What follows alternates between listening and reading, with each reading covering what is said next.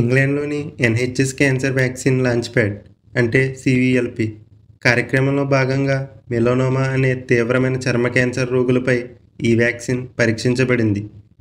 ఒక రోగి Paul Thomas, ఈయనకి 63 సంవత్సరాలు.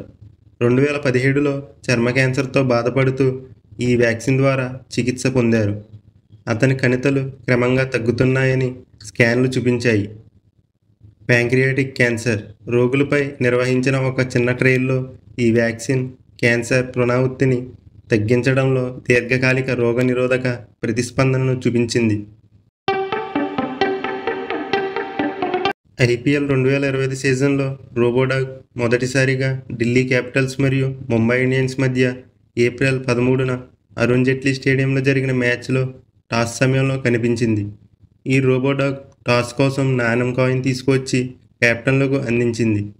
ఈ రోబోడాగ్ నడవడం, పరిగెత్తడం, దూకడం వంటి ఫ్యూచర్స్తో పాటు కెమెరా ద్వారా ప్రత్యక్ష ప్రసారంలో ఆడియన్స్కు వెబ్ విజన్ అనుభవాన్ని అందిస్తుంది.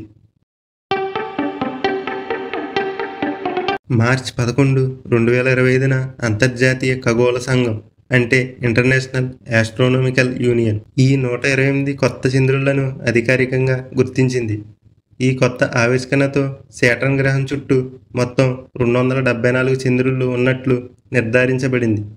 ఇది సౌర వ్యవస్థలోని ఇతర గ్రహాల మొత్తం చంద్రుల సంఖ్య 142 కంటే దాదాపు రెట్టింపు. అమెజాన్ ఎక్సో 10 ఒక అధునాతన స్మార్ట్ డిస్ప్లే మరియు స్పీకర్. ఇది అలెక్స్ వాయిస్ అసిస్టెంట్ ద్వారా నడిచే అనేక ఫీచర్లను అందిస్తుంది. ఈ పరికరం దాని ప్రత్యేకమైన మోషన్ ఫీచర్తో గుర్తింపు పొందింది.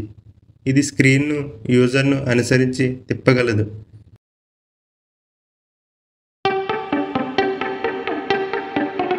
హాలిడే స్మార్ట్ గ్లాసెస్ అనేది 2025 CESలో ఆవిష్కరించబడిన ఒక స్మార్ట్ ఐవేర్.